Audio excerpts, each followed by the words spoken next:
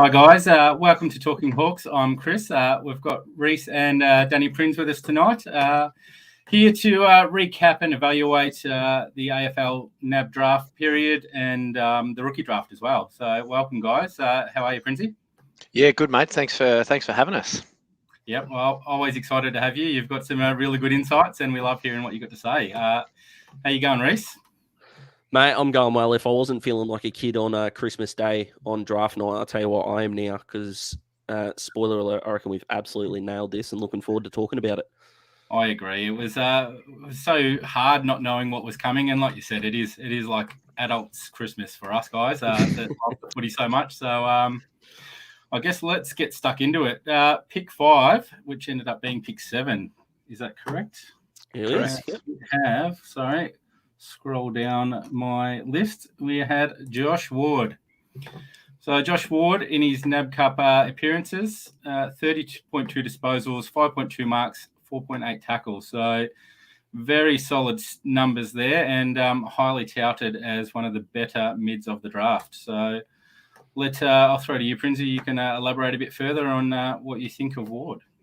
Yeah, I mean, the ultimate professional, right? So, captain of Vic Metro in the trial matches, just a real consummate footballer. The sort of guy that you can select at your pick, plug him in, and you're going to get 200 games out of him. So I think for where we are as a club and for the rebuild that we've started, that's an amazing sort of cornerstone or foundation piece of that midfield rebuild, and absolutely critical to nail that pick. We couldn't afford to take a risk.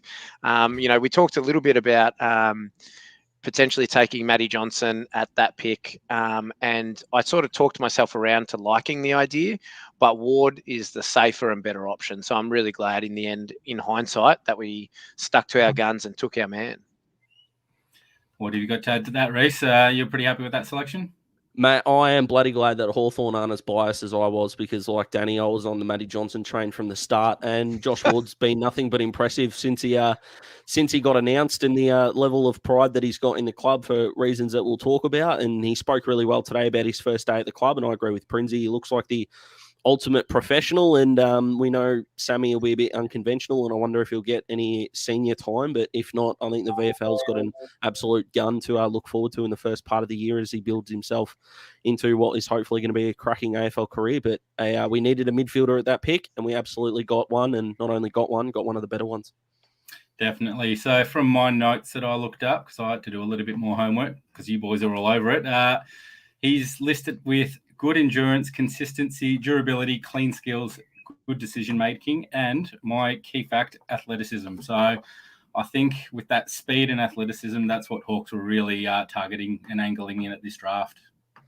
Yeah, he actually ran the second highest recorded 2K time trial in his draft class. So obviously can run a long distance and can run it at speed. So burns off his opponents just through work rate.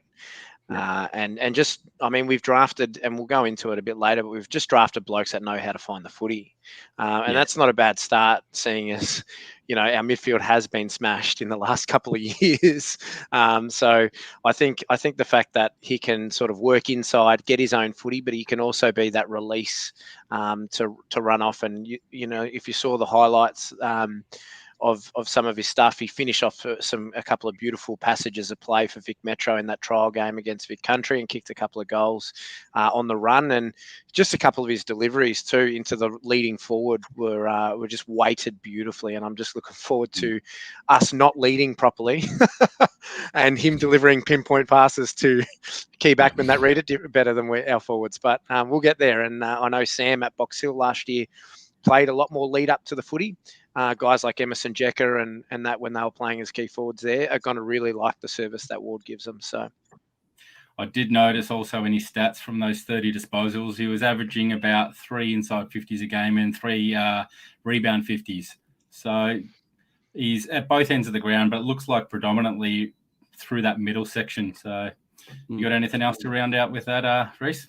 Well, the two things that he brings that I think infuriated, especially us, Chris, considering we were on at the sort of the start and end of most games. Well, you did all games, and I jumped in halfway through the year, John Newcombe style. But our midfield were not punishing teams in their impact per possession, and I think Josh Ward ticks that boxes. And we would fall asleep in last quarters at an infuriating level. And if he can burn off his opponents, kind of what we lauded Brad Hill for. Just as an example, during the 3-peat years, if he's still going as hard in the last quarter as he is the first, then we might have a midfield that won't fall away, and small wins or small losses might become bigger wins, which is only going to help the club in the long run. So A+, huge tick from me. Yep, beautiful. All right, I'll go to the next selection, which is pick 23, Sam Butler, younger brother of Dan. So that's always a good thing having that sibling in the system, and successful. So medium forward and / mid. So 17.1 disposals, 3.3 marks, 4.8 tackles. So pretty handy as far as, do you boys know if he played more of a forward with those stats during his NAB games? Yeah, I think he was high half forward and then spurts through the middle. So, it's a little bit like how Clarko used to use Bruce and Poppy and Cyril. I think that's what we can sort of envisage. The Wingard as well, sort of that sort of a. Yeah, that sort of thing. I think Wingard has that. Yeah, sorry. I was just going to say, I think Wingard has that, you could just put him straight in the midfield and he could play as a legitimate midfielder. But, that's why I think, when you ask Clarko and now if you ask Mitchell, they'll say, can we have 2 Wingards, one for the forward line, one for the middle? Hopefully that's where Butler ends up. But definitely has that real creativity around goals and that just that defensive intensity that you want from your forwards. It's exciting stuff, and we haven't really had that since Poppy and Cyril. So it's nice to have somebody that we can plug in with that sort of thing. I think he mentioned that in his own interview that that's what he brings, that speed and tackling to his game, which stands out. What do you got, Reece? What are your thoughts on this pick? Sounds like I'm repeating myself, but impact per possession looks high, and if they're the needs that we've gone for, it's absolutely that high half forward. Sort of reminded me of my man Dylan Moore last year, and he looks like more of a disruptor at centre clearances. I'm not sure he's at a stage of his footy career, which is fine. We don't expect it from every single midfielder that you draft, but he looks like a guy that can go in, win you a couple of clearances in a row, get forward momentum back, and then put him back inside 50 and watch him burn off small defenders. So Prinsey said when we did our first round mock draft, when he took Butler to Melbourne, and he was like, this sort of pains me because I really want Hawthorn to get him, and Prinsey's wish came true, dominated that video as well, and he went beautifully. So I think Danny and I, after the first 2 picks, and a lot of Hawthorn fans were in absolute delight, and I still am. So Sammy Butler, great pickup.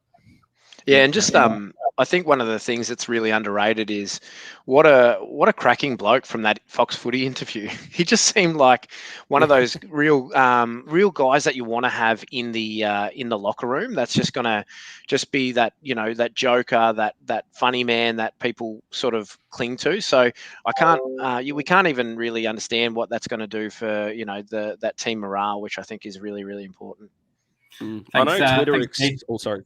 Sorry, Chris. Yep, I thought I'd thank Keith for watching and joining in. Obviously happy with Prinsey. Yeah, mate, cheers, Keith. I'll pay you later, mate. Yeah. If Darcy Wilmot was the talk of the post sort of selection interviews, and rightly so, because he looks an absolute character, which is fantastic with a he looks loose Pepsi Max endorsement. Yeah, good character. I think Sam sort of went under the radar there. The way he spoke was he didn't take himself too seriously, but he took it seriously. So if you can bring that sort of character into the footy club, huge tick. All right, I'll just quickly round it out with my notes as per my research. Clean hands, acceleration, which we're talking about that speed. You mentioned, Danny, forward craft, defensive work. So, and again, that athleticism. So if we can inject a lot of speed with a few players, I think that's what we've really lacked, and that'll, set us in good stead. All right, next pick, Connor MacDonald. I think this was a little bit of a surprise, but our young man Reece did call it, because I asked him for who's a smoky, and he's called it. What have we got here? 29.8 disposals, 6.8 marks. That's solid effort for a mid, 4.8 tackles. So that is some pretty good stats there, and I'm even surprised he got down that low based on those stats. What do you guys got to say there?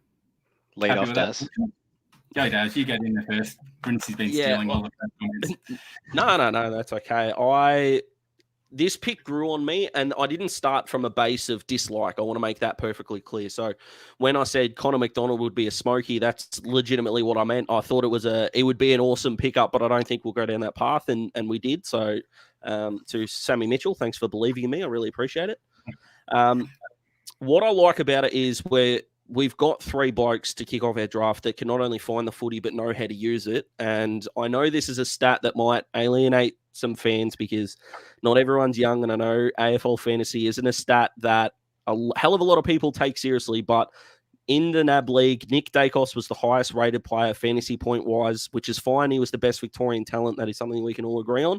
Connor MacDonald was second and Josh Ward was third. So that comes back to guys that can find the footy, in this case a lot, know how to use it, know what to do with it. So if we've got another mature midfielder with a head on his shoulders that knows how to find the footy, I'm all in. And I think by the time I woke up this morning, I'd fallen in love with the pick. So I'm very happy. What do you reckon, Prinsey?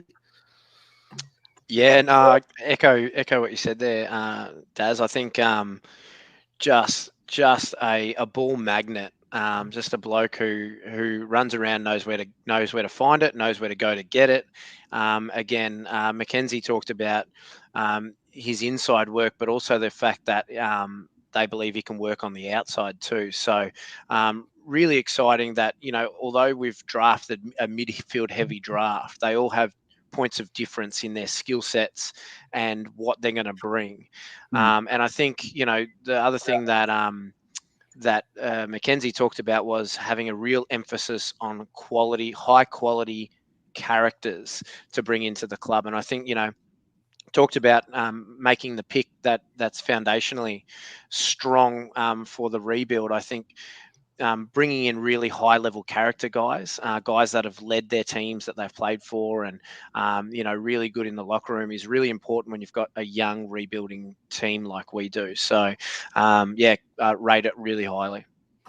Yeah, seemed like another safe bet per se, because Sonzi was touted and as one of Sammy's boys, but obviously we rated Connor MacDonald a bit higher. So, like I said, nearly 30 disposals, 6.8 marks. But the big stat for me, over those 4 games, 29 inside 50. So that's over 7 inside 50s a game. So wow. That looks a little bit more of attacking. He did have 13 rebound 50, so he is getting to the other end of the ground. But that looks like he's a bit more creative and a bit more attacking in his way he goes about his game. What it reminds me of, and please in no way, if someone takes this little clip and plays it, I'm going to look like a goose, but I'm going with it anyway.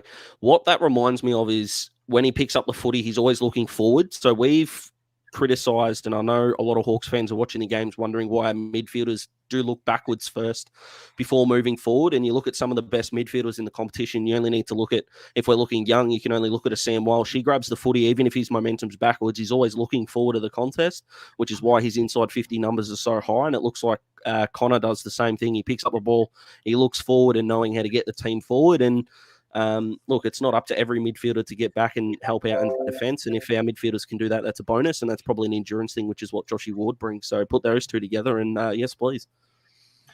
All right. Yeah, I'll just go. So again, with my research, acceleration, again, another key, speed, I guess. Stoppage positioning, which is partly possibly why you said he's so attacking with his ball use. Accumulator, like obviously said, he's an inside mid, but hopefully he's got that flexibility to potentially move out as well. And tackling. So athleticism, again, mentioned. So that's definitely, for me, that's the angle they've taken with those top 3 picks. As we said, we're lacked in that midfield department, so it's good to be able to shore that up. And I guess, if 2 or 3 of these kids all make it, the grade, then, we're set up for a long time. Yeah, absolutely. And I think you touched on it there with MacDonald that he obviously does like to pump the ball into the forward 50, but one of his real strengths is how strong he is defensively at the contest. And if you have a look at the front half of the year for the Hawks last year, we got smashed defensively at the contest. We'd lose a lot of the clearances, and we'd actually cop a lot of scores from the clearances we lost because we weren't set up properly defensively. And we had a lot more success in the back half of the year when we brought in Connor Nash and John Newcomb, who have defensively orientated games. And I think Connor MacDonald, just another one of those guys who's going to put a body on some of these guys in the middle of the park and make sure they earn their possessions if he doesn't win it first. So going forward, we need those guys who have that defensive mindset at the stoppage as much as, just winning it and going one way. So yeah, I love that. And you've only got to look at if people are out there that are like me that enjoy visual learning as well and might not 100% come across what Prinzy's talking about, which is absolutely fine. Go watch the third quarter of the grand final. It's the last game that was played. Melbourne continuously got clearances out the front of the stoppage and burnt the Bont, Jackson McRae, Bailey Smith, Josh Dunkley, this midfield that we were told was the best thing since sliced bread, didn't set up defensively the stoppage, and Petrarca and Oliver walked it out the front of the stoppage. And you need that defensive stopper, and if it is MacDonald, if it is a Ward on occasion, I'd love to see Jimmy Warple do it more, but that's a discussion for another day. If that's what these boys can bring, structurally in the midfield is as important as the talent in there. So I think Prinzy's nailed it, as per usual. So it's 3 very solid selections there, and then we had to wait a long time. I thought there might have been a trade potential for us to move up the order, but we just held strong and waited for our selection. And didn't it feel like we waited a while too? Didn't it? How long did that time take? There was a few players on the board. I'm thinking, come on, just trade up and get them. But pretty happy with this selection. Pick 53, Joyce Sarong, so younger brother of Caleb, who's quite a good player for Freo. So 16.7 disposals, 4.1 marks, 3.9 tackles, listed as a tall utility. So looks like he's got a little bit more upside to him. And I think he's just got to, going to take a bit longer to mature, in my opinion. But, what do you guys think? I'll go with you again, Reece. You can have the first dib on this one. I mean this in a very respectful way, but is there any chance we can get a footy paternity test? Because the King brothers are the exact same size. The McRae brothers look exactly the same. And Jai and Caleb, oh boy, they're at opposite ends of the spectrum there. Caleb's your in and under type who won the Rising Star, and Jai looks like Jack Gunston 2.0 to me. I'm not saying he has to be Jack or he's a bust. And please, again, I don't want anyone to take these out of context, but we're looking at the size, shape, what he can do. He looks like the third tall forward that helped us win 3 flags and could do it again. And me and Tommy are on the same page there. Absolutely love it. Yep. Prinzy, what do you got for us, mate? Yeah. Look, I think during NAB, or you do much research on him prior? A little bit, but I kind of thought maybe he wasn't the sort of player that we need. But I think if you have a look at it, and I did a bit more research after the fact. He's played across all lines. So there was some rumours we were interested in Jared Brander at some stage through the trade period. And he's kind of that type of a player. You might play him as a third tall defender. You might play him as a third tall forward. You might play him on a wing or something like that. And, looking at, some of his highlights, clean overhead, clean pickup when the ball's on the deck too for a guy of 192 centimeters. He's a bit of a stick, so he's going to take some time. But the setup that we have now with the emphasis on youth and with Andy Collins and the development guys at the club, I mean, it's a great place for them to learn their trade. So at Box Hill, so I'm excited. I'm excited about the potential upside. I'm excited that we've got some players ahead of him that just about could play round 1 if we need them to. But then we've also gone and taken somebody who might need a little bit more work, but a little bit more time, but might be able to have that really high ceiling and be a bit of an X factor player. So that's a great late pick. I think that's what late picks are for. So I did also see someone mention that it's a bit of a Tim O'Brien replacement potentially. So possibly a bit of a swingman. And like you said, it might take a few years to fill into his body, but a lot of potential there. I was very happy with watching that draft and seeing Fremantle's sort of expression once we selected him. They weren't happy. Yeah, I'd love to play poker with the blokes in that room. Goodness me. Apparently, just on that, apparently we did that to Carlton too with Connor MacDonald. They were going to take him with the next pick. Yep. And they were a bit aggrieved as well.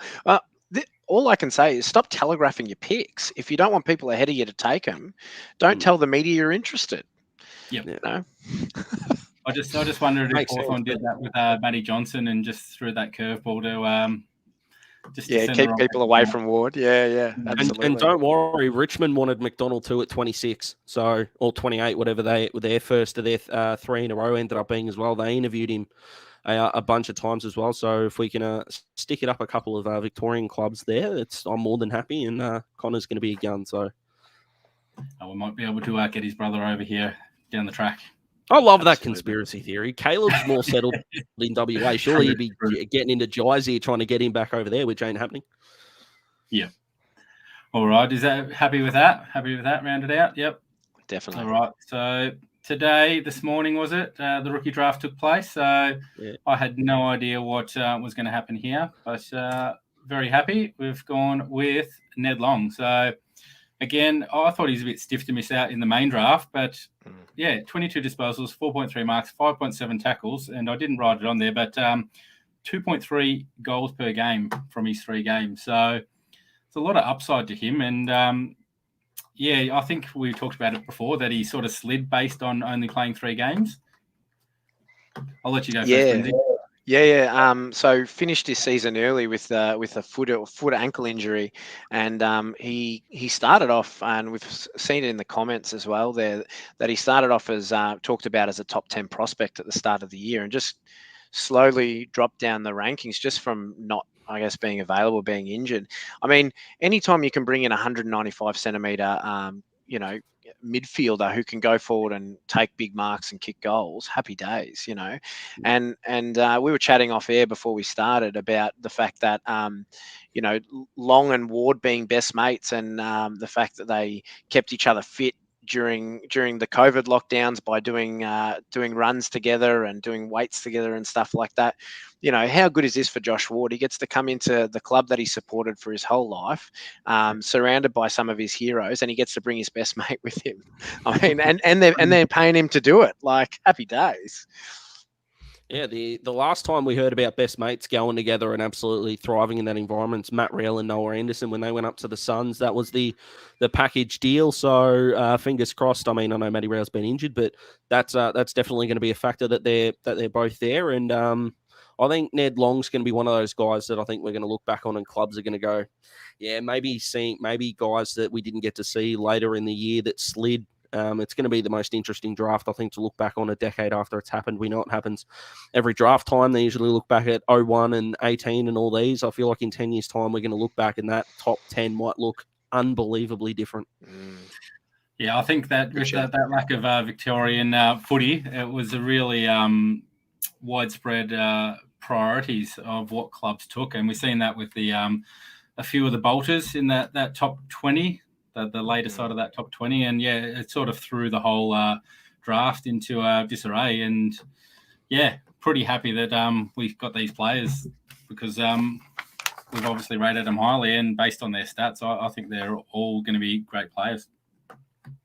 Yeah, definitely. Sorry, we did Ward's legacy with the family, the great grandfather. Yeah, you guys done much homework on that?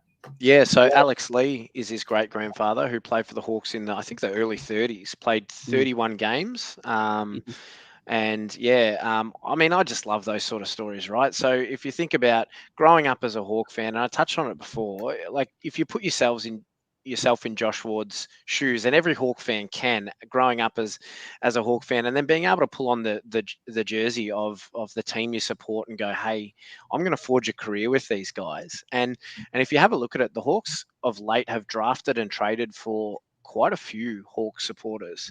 You know, Ward is considered a Hawk nuffy. Apparently listens to the Golden Years pod and all that sort of stuff. And it just adds to Will Day, another family connection. Finn McGuinness, another family connection. Dylan Moore, massive Hawks fan, and Jack Scrimshaw, a massive Hawks fan. So there's this little nucleus of Hawthorn supporters playing for the club that they love, and you just feel like I sort of put myself in those shoes, and I go, if I was playing for the Hawks, I'd bleed for that club, right? Like I'd, you know, you need a sacrifice, take me, please, you know. So it sort of bodes well for the, these boys aren't just, it's not a job for these guys, it's the club that they love. So there's just that extra 1 or 2% that you might get, you know, in terms of that connection and love for the footy club. So that's good. So that's rounded out the picks. So there's a few more questions I'll scroll up to, but were you guys a bit surprised by the lack of trading during this draft compared to the last couple of? What do you reckon, Reece?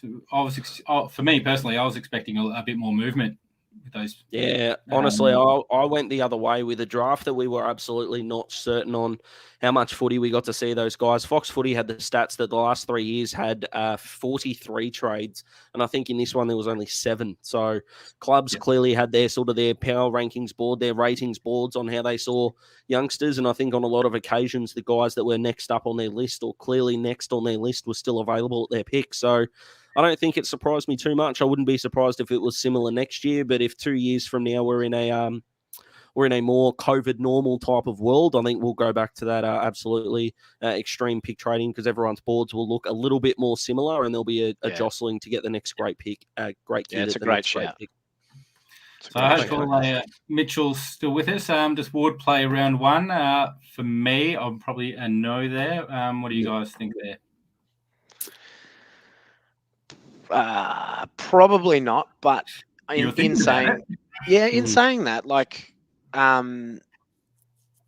he's backing himself in to play round 1. He thinks there's a spot for himself in the team. So, you know, he's going to have the tank to be able to do it straight off the bat, which is one of the first, boxes to tick. If he has a full preseason and plays a couple of pracky matches, there's nothing stopping him from playing. Who's to say he can't, it really wow everybody like Will Day did, in his first preseason, where they thought, like this guy is a legitimate talent, and maybe just force Mitchell's hand. We don't, Clarko was a bit more hesitant to play the kids early on, but this is Mitchell's team now, and we know he's going to be aggressive. We know he's going to try to put his own stamp on it. So if that's playing Ward round 1, then happy days. Where do you sit on that one, Reece? I think any Victorian drafted kid right now that plays round 1, I don't think there'd be a batch of kids that have earned that right more. The fact that they've come from so far back in the last 2 years to put their hand up and go, no, I'm in your best side. Like you look at, Jason Horton-Francis is a walk-up start in North's team in round 1 because he's had that sample experience. I said during the first round the first round of the draft, I don't even think Nick Dacos starts round 1. I think it would take a massive effort for even he to get up. So if there are any Victorian kids that happen to debut in round 1, they've absolutely worked their tails off and will be players to watch. And if anyone's going to make it, I think Josh Ward can. But at this stage, if I had to put a dollar on it, I would say no. But if he does, it's a monumental effort. Yep. Okay. One of your favourite topics, Reece. Are you surprised we passed on Sonzi?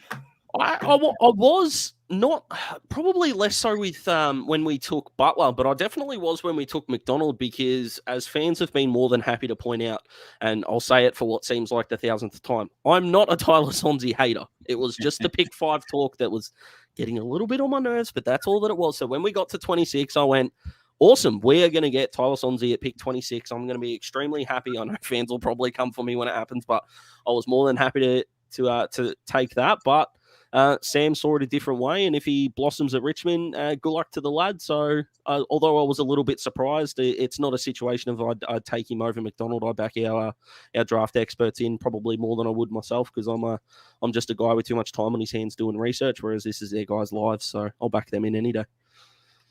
Sonzi? Yeah, look, I had a soft spot for Tyler Sonsie, so I was kind of hoping for us to pick him up, even when we picked up Butler, but definitely when we picked up MacDonald. But having had a bit of time to sleep on it and process, I think the whole thing, it's a two-edged sword, right? That he played a game at Box Hill under Mitchell, so Mitchell would love him. But if he's played a game at Box Hill under Mitchell and we haven't selected him, it probably says enough about what we thought about Sonsie. Maybe not necessarily the way he played, but maybe work ethic or attitude or the way he'd fit into the group or something like that. I don't want to cast negative dispersions on the kid. I wish him all the best. I hope he has a great career. But maybe there's just a few question marks that the club had around him as a prospect that they didn't have with Connor MacDonald. So I'm guessing that Mike Guy there is that maybe because he was a forward more than a mid, and we were trying to stock. No, up I think he's a mid. I think he's a mid. He's a mid forward, a little bit like Butler is a forward mid. He might start on a half forward flank, but I think he eventually becomes a midfielder, an out and out midfielder. So yeah, I don't know. He was a little bit smaller size wise too, wasn't he, compared to the other boys? I think. Yeah, definitely. He's same size as Joshy Ward, whereas, being able to get a couple of guys in the mid 180s probably rounds out our midfield size a little bit better, which is good. Yep. All right. I'll tell you what we have done, Chris, culturally, which I think is fantastic for the club and something that needs to come back. We have drafted guys that are going to have such good nicknames. We've seen it a lot at the Hawks in the 80s and 90s, but they just roll off the tongue with our boys. It's going to be absolutely extraordinary. Josh Ward, Psych, rocks up straight away. Sam Butler, Alfred walks straight up. They just roll off the tongue, mate. Connor MacDonald's going to be Ronnie. It's going to be fantastic. Joyce Sarong's going to be Righty. Easy, rolls off the tongue. And Ned Long, you can make up your own jokes about that one. I'm trying to stay on this page. So you can work with it yourselves. But they roll off the tongue magnificently, and I commend Sam Mitchell for taking that approach. It's out of left field, but I like it. Yep. All right. Do we just go off Hawthorn for a minute and talk about some of the bargains? Who did you think was sort of a bargain pickup? I guess probably they're going to be more of the later picks, plus. But what do you got, Reese? Who was your bargain pick of the draft? Adelaide taking Zach Taylor at 44. I think he's going to make a lot of clubs. Yeah, look, I love the man. I'm a big fan of Zach Taylor, so I'll follow him at Adelaide and hope he goes all the very best. So for a kid that can kick both feet, which is something that is being tested less at the combine now, that we've heard. So as many tests as you can do at the combine, and maybe in the last 2 years, they're not really checking left and right foot, probably checking fitness and athleticism and all these things. But a bloke that's got that dual skill and can run all day, we'll see how we go. But I think he might struggle to get into Adelaide's midfield to start. But I feel like when we do what we said before, we look back on this draft in 10 or so years, I'd be stunned if Zach Taylor's the 44th best player. Yep, true. I'm with you there. Princey?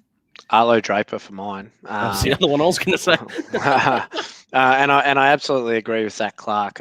But Arlo Draper to the Pies was highway robbery, and just classy and composed. And it looks like he has so much time when he has the ball in his hands. I think you can't teach that. Will Day has that as well, and I think it helps him adapt to AFL level really quickly. So. Yeah, pretty spew on the Crows and the Pies got in and grabbed those two, but that's okay. They were probably the two obvious ones. I was yelling at the TV, Chris. It wasn't a fun night for me, let me tell you. And they were back to back too, those two, weren't they? They were back to back. Yes, I believe so. Yeah. At that point, I'm like, please get through to our next pick. Yeah. In the group chat that I was with some a Hawthorn fan and a Sydney fan, I was like, I'd take Taylor or Draper if we can get one of those at 52, and they were the next two off the board. So for all the Hawks fans that want to call me the jinx, I'll cop it on the chin. And that's when I think, come on, let's do a pick trade and just move up and get them. But it didn't happen. All right. At the bolters, did any of those bolters surprise you? I'm guessing I'm probably talking about maybe Chesser, Aaliyah, Brown, Sheldrick, Lohman. My big bolter was whoever thought that Shaquille O'Neal's jersey would fit on Paul Campbell Chesser. poor start to his career that was. You could fit 3 Campbell Chesses in that jersey. Mate, I was feeling for the kid. As someone who I'm a big guy, that jersey wouldn't have fit me. So to have a bloke in that ripping condition at 18 years old, I mean, the property steward at the Eagles, goodness gracious me, we didn't need Scotty Cummings' jumper, but glad that we got there. And Campbell will go beautifully. But yeah, Kai Lohman for mine was probably the biggest surprise, where I thought he was one of those picks that could go anywhere, but I thought his ceiling might have been a Carlton at 25. Probably was the earliest that I thought he'd go. So Brisbane picked him up, and they had a little bit of a different draft for mine. But anyway, Kai Lohman was mine. Brett Bazzo was on my list, and I guess it was that interstate factor where a lot of clubs were taking kids from their own home state. So I think West Coast got that one through to the keeper, didn't they? Well, if we're talking, sorry, Princey, go on. No, you're right. I was just going to say I wrote an article for Hawks Insiders, and I might have even talked about it here, about a kid that I was really keen on us drafting late in the draft, Arthur Jones, who went at 43 to the Dogs. So that was a bit of an early pick for Arthur Jones, but I was absolutely pumped that somebody else had the same view that I did, because the bits that I had seen on him, I thought, there's AFL traits here, and obviously the Doggies think that too. So he went a lot earlier than I thought. I thought he'd go, if he went like 60s, late 50s, 60s. So that would be. Was he the kid who got the late call up in the WA finals for the senior boys? Yeah, he did. Yeah. And that's all it took. Just an opportunity for some of these kids to showcase their best footy. So yeah, absolutely. All right. Will mentioned that we've got Jai and Denver coming on the show, which is pretty exciting for us. So stay tuned for that. Click the bell on your YouTube. Make sure you get the notifications for when we go live. We've also got the Denver jumper giveaway. So if you haven't already done it, get across to talkinghawks.com and go scroll to the bottom of the screen, chuck your details in, make sure you leave your YouTube name, and you'll be in the draw to potentially be the lucky person to walk away with a jumper signed by our own man Denver. And we are so close to dropping the Jordan Lewis interview too, the 800 subscriber mark, and we're almost there. So if you're watching now and you're not subscribed and you want to hear from the great man JL, make sure you subscribe, and like Chris said, click that bell notification, because you want to know when we're posting, because goodness gracious me, no one's talking about the Hawks better than we are, Chris, as you know. That's it. Plenty of great info coming through to you via our channel. We've also hit 1,500 Twitter followers, so thank you guys for following us in all those different formats, and on Facebook. Facebook's flying as well. What else have we got? We'll throw to you, Princey, if you want to just quickly throw any plugs out there for yourself and Hawks Insiders. We appreciate you coming across and the loan us as well. The loan system working beautifully. It is. If you want to read anything that I've written, I think I've written a lot in the last week and a half on draft and draft prospects and stuff like that. I'm about to go into hibernation for the summer, but if you want to read anything, head over to Hawks Insiders, give them a like, or you can follow me on Twitter, just Daniel.Prins on Twitter, Daniel_Prins. Sorry, I haven't ever really given myself a shout out on Twitter, so there you go. But happy to interact, have a chat. At the end of the day, we're all Hawks nuffies, aren't we? So we just love talking Hawks. And there's a beautiful little segue. So bang, beautiful. Reece been pumping out heaps of content. Where can we find you? Mate, I'm the king of the shameless plug, as you know. I'll advertise anything.